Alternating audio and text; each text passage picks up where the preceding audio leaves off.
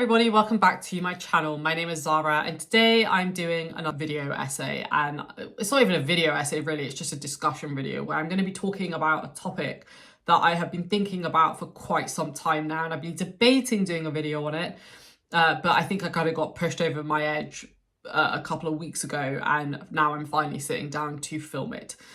And the topic of this video, if you haven't already seen the title, is going to be the frightening rise of anti-intellectualism in the book community. In an age where information is at our fingertips, why does it feel like genuine intellectual engagement with literature is slipping away? The goal of this video is to explore the growing trend of anti-intellectualism in the book community, and also the implications that has not only on the book community, but what that means for the broader world. Because while we are a microcosm, I do think it hints at some potentially bigger issues that we all need to contend with, and it's honestly quite scary what those bigger issues potentially are. Before I really jump into this video, I do just want to say that I'm not attacking any individual person, I'm not attacking any individual creator necessarily.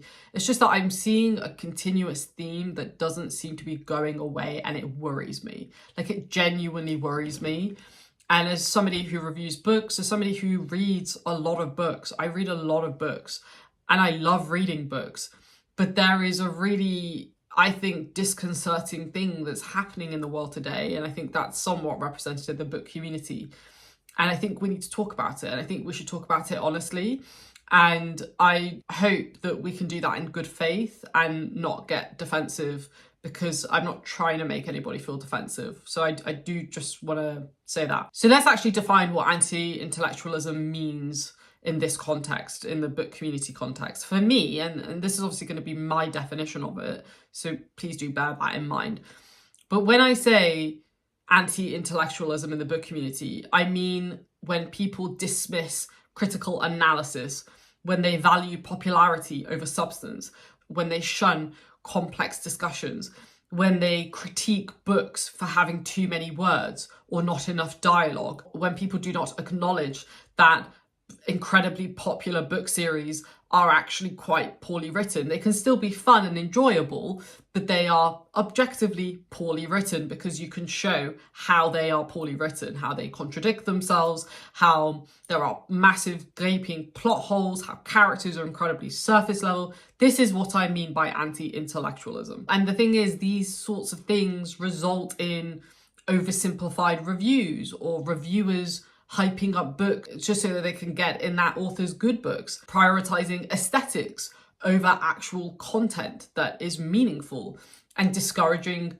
diverse perspectives. And these are just a few examples, right? There are many more out there, but these are a couple of things that I've seen myself in the last couple of months, and even I would say in the last year or two, both on YouTube and elsewhere on other social media channels. So let's actually talk about the role of social media channels, because social media platforms have played a huge role in book discourse over the last couple of years, particularly I would say since COVID, which I think generally is a really positive thing, but I think we should also discuss the slightly negative aspects of that too. Let's start with TikTok and BookTok, my favorite. I've never actually had TikTok, so I don't ever intend to, so there's that. But BookTok is a TikTok sub-community that focuses on books and literature, predominantly focusing on young adult fiction, fantasy, and then also like fantasy romance, but also romance as well. The positive impacts of that, I think BookTok has revitalized interest in reading, especially among younger audiences, which I will be honest, I'm only in favor of. Like, I want more and more young people reading. Like, I've started volunteering for an organization whose mission is this in the UK, because this is a cause that is actually really close to my heart personally, and I will only ever see that as like a positive thing. We've also seen certain authors get their profile up because they've managed to go viral on TikTok, which, depending on the author, can be good, can be bad, but who am I to say? But the point is that it's almost democratized book publishing as well in a weird way. But there's also a downside to that, right? Which is that the algorithm favors certain types of books. But let's go on to the negative trends. There is, I think, a lot of content that is quite superficial.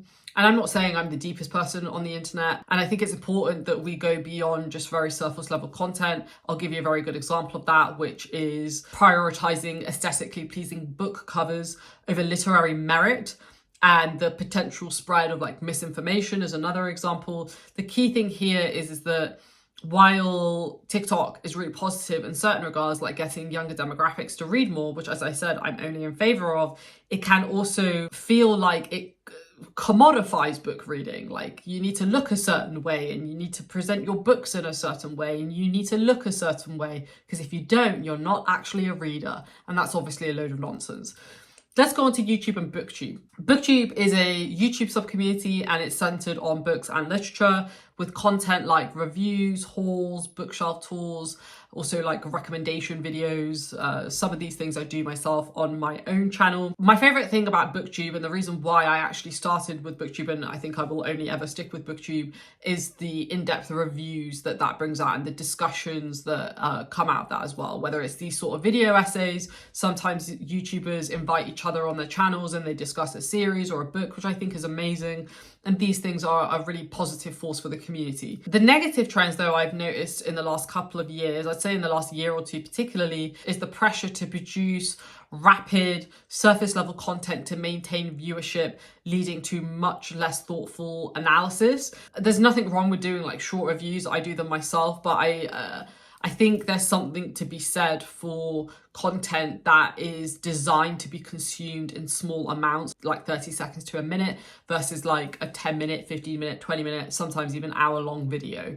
Like, I think there's something to be said for that. I think there's importance in having both, but I think different types of content should be told in the best way possible. Like reviews, as an example, are better told in long-form content, rather than like a one sentence that I've seen very often on other social media channels or also on YouTube Shorts, which I think is such a surface level way to talk about a book.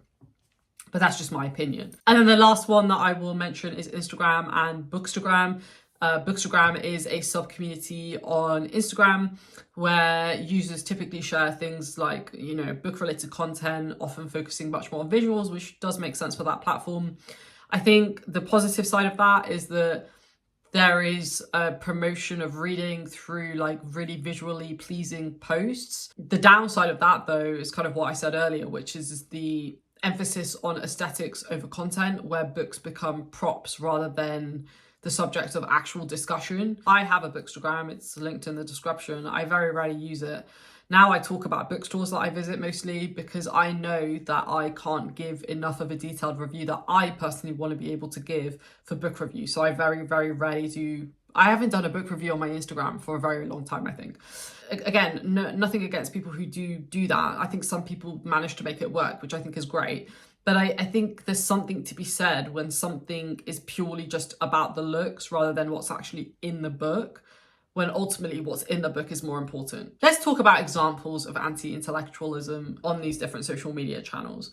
Let's talk about TikTok first. There's a couple of TikToks that I've seen recently that have really frustrated me. I'll try to copy them in here if I can. I've been sitting here for like over an hour reading it, and I mean, I'm either gonna become an alcoholic by the time this book is done, or I'm gonna DNF it. I just want you to get your high score, and I just want to read action, action, action. I don't care what you did as a child. There's a couple of instances where I've actually seen TikTokers say that books are too long and that the font is too small. The writing is so tiny. Second of all, why are the pages so filled with so many words? Like, what the Very odd. Why are you reading? A common one that I've seen quite a lot is like there's not enough dialogue, and that people skip like exposition or descriptions because all they care about is the dialogue, which I think is hilarious. Does anyone else skim read their books?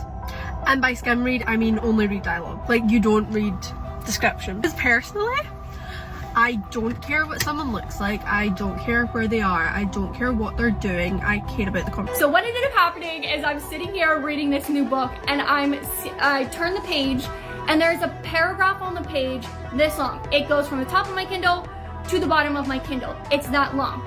And I skipped it, okay? I skipped it. Okay, you got me there.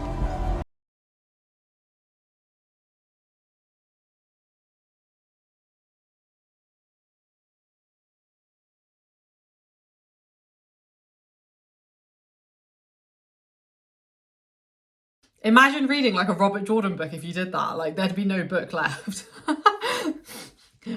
Jokes aside, my point is that if you only care about dialogue and you want less word count, then read comic books and manga or graphic novels. But the problem is that people who read books in that way don't actually do it because they enjoy reading books. They do it to say that they read books, because reading books is seen as like quite cool, I guess. Like since COVID, like I think it's had a bit of a resurgence, which is great.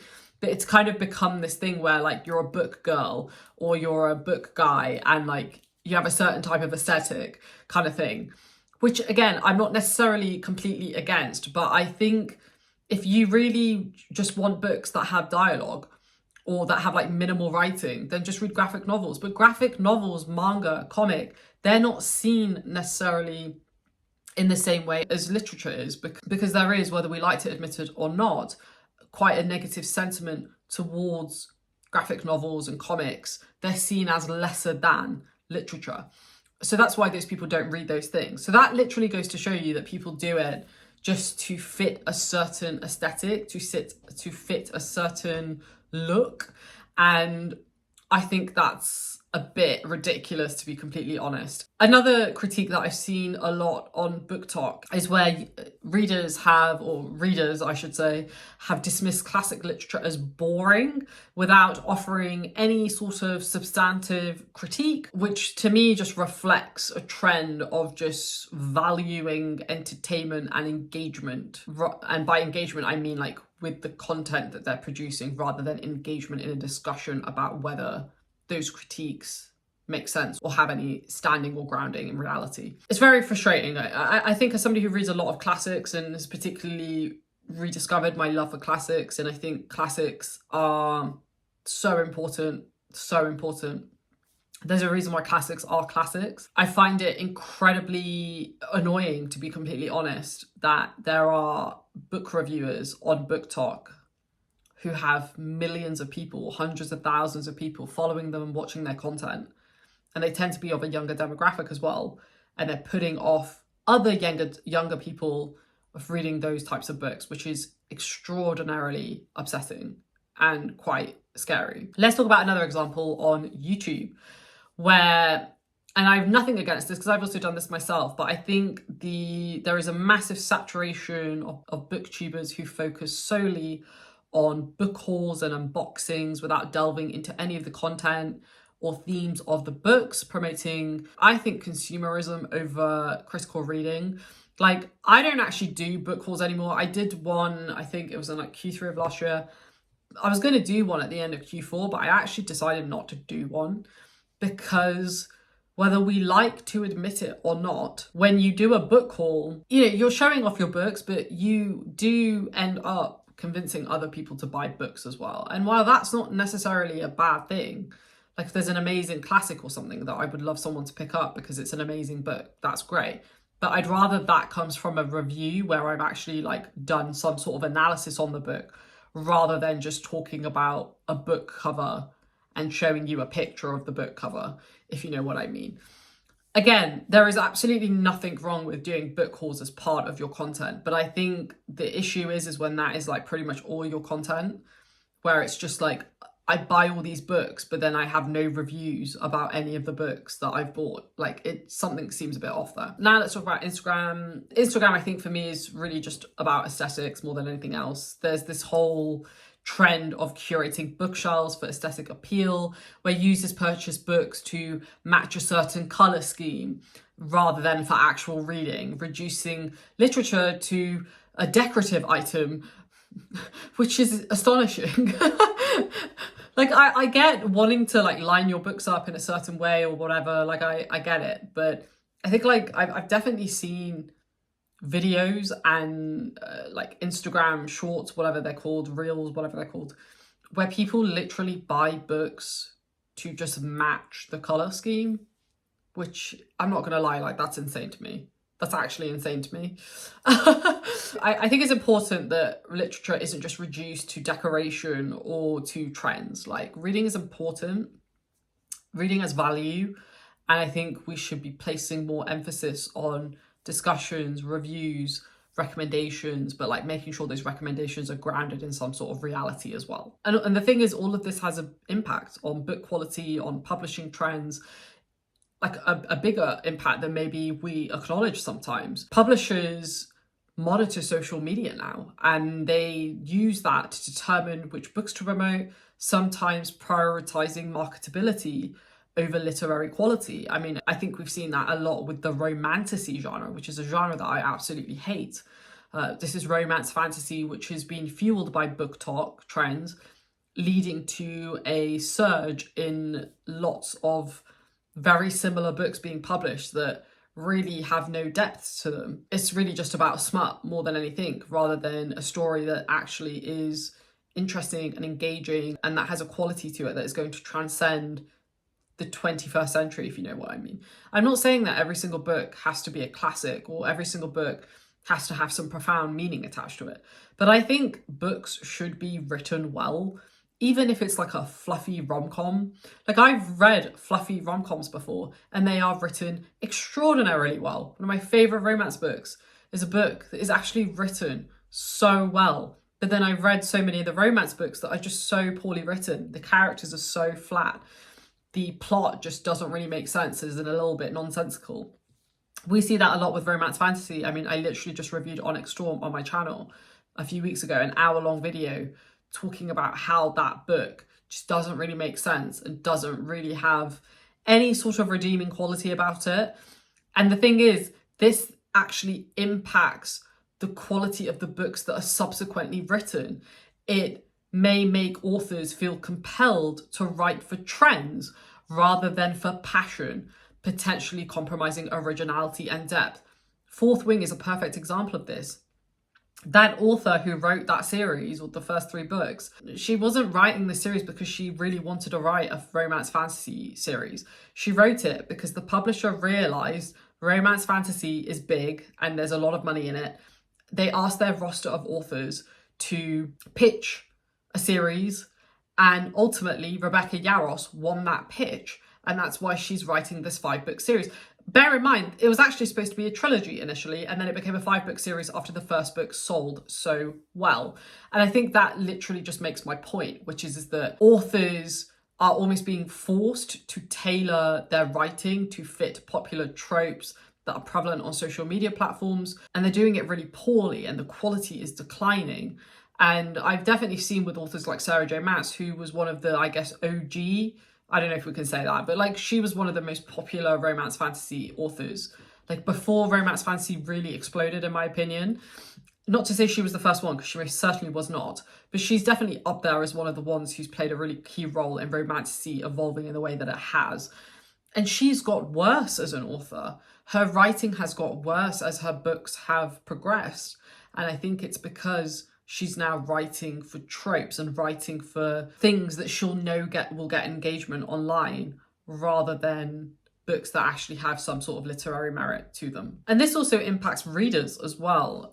Readers are influenced by social media, and if the books that are getting published are all the same, that's then going to cause readers to develop narrow preferences, limiting their exposure to diverse genres and complex narratives. And when they do come across those types of books and that type of writing, they're not going to be able to read it because they're so used to reading writing that is so basic. Basic is the wrong word, because basic is not bad necessarily, but it's just so poorly written, so that when they're confronted with like a classic, they can't even read the classic because the classic is challenging to read and it forces you to actually think. Whereas a lot of this popcorn fiction doesn't really require that. And like I said, I'm nothing against popcorn fiction. I read it myself on occasion. But I think the issue is when that is constantly being shoved down readers' throats over actually compelling narratives. There is a decline in readership for challenging literary works, particularly amongst younger demographics. We're seeing it right now, in favour of easily digestible content, books that you can read in a couple of hours, books that you can skip context because all you care about is the dialogue. It's insane, honestly. So what are the consequences of this? There's a couple. And all of these are really important to me personally. I think what we end up doing is homogenizing literature. I think that's quite scary that that's even a thing, that literature is becoming more and more homogenized. The focus on like trending genres leads to a lack of diversity in published works. And the consequence of that is the potential stifling of creative storytelling and of course the marginalization of unique fresh voices. And the next consequence is one that I feel particularly passionate about, and that is the decline in critical thinking. How surface level engagement with literature diminishes critical analysis skills. It's a skill. Anything is a skill, but like critical analysis is a skill. And the more that we engage with surface level works, we lose that ability to really critically engage with the literature itself. And that's very dangerous. The consequence of that is that it leads to much broader societal implications than maybe we like to admit. And that is an overall reduced level of critical thinking. And that can lead to people being much more susceptible to misinformation, as an example. It can lead people to not asking the right questions. Like, even asking questions is a skill, but that comes from reading books that challenge you, right? And exposing yourself to literature that challenges you. But if you're not reading any of that anymore, you're going to lose your ability to even ask questions, never mind even think about the ramifications of those questions, which is really, really dangerous. Another consequence, and the last consequence that I'll mention in this video, is the erosion of literary criticism. There is an increasing devaluation of professional literary criticism in favor of influencer opinions. And there's nothing wrong with that, by the way. I don't think of myself as an influencer, but I'm a creator and I review books. But I've even noticed that on BookTube, less and less people are doing reviews, and it's partly because people don't watch them. But if you look at my videos, the ones that I generally get most engagement on are recommendation videos or rant videos. Those are the two. And I always see readers saying, I want review videos, I want review videos. But the question is, do you really want review videos? Because whenever I do them, I don't get much engagement on them, but I'm still going to keep doing them because I don't really do it for that reason. But the point is that I think we need to ask ourselves, why are we engaging with this sort of content in the first place? Is it to learn? Is it to have a discussion? Is it to get recommendations? It could be all of the above, right? But I think it's really important that we place an emphasis on nuanced discussions about literature's role in society.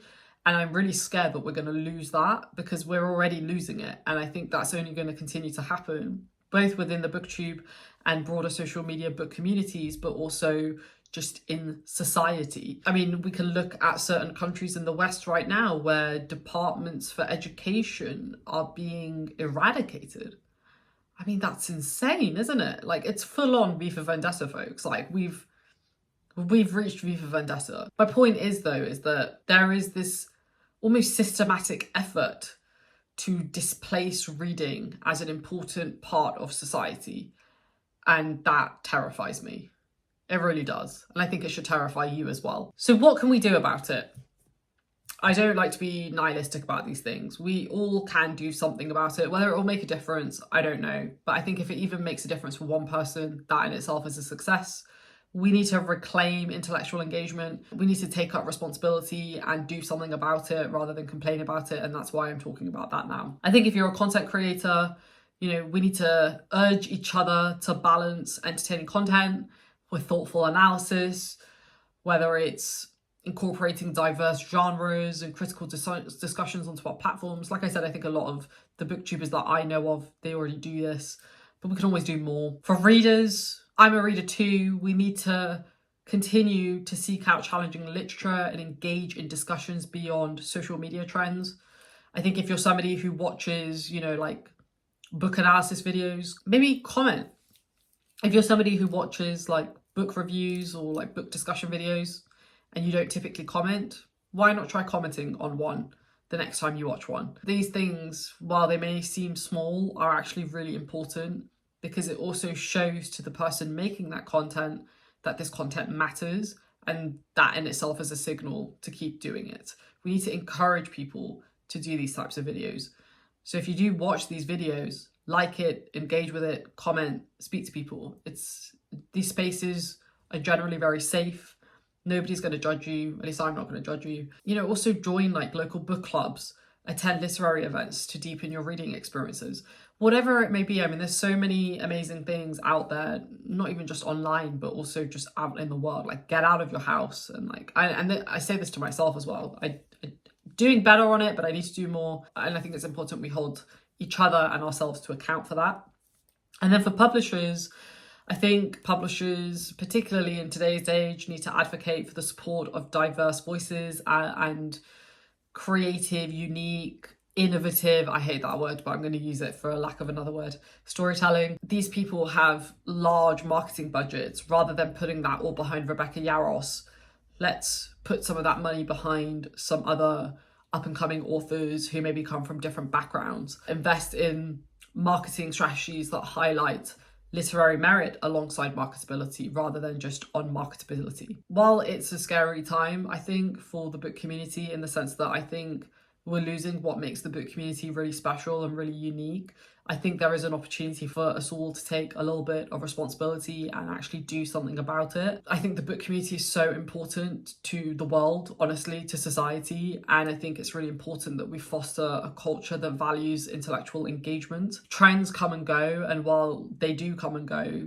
there is an enduring value to literature that lies in its ability to challenge, inspire, and provoke thought and discussion. And that's what makes literature so beautiful. It's what makes any art form so beautiful. But we're talking about literature in this video, so we need to preserve that, we need to promote it, and we all have a responsibility in making sure that that can happen. So there's some of my thoughts on this topic. I'm really curious about what you all think about this topic.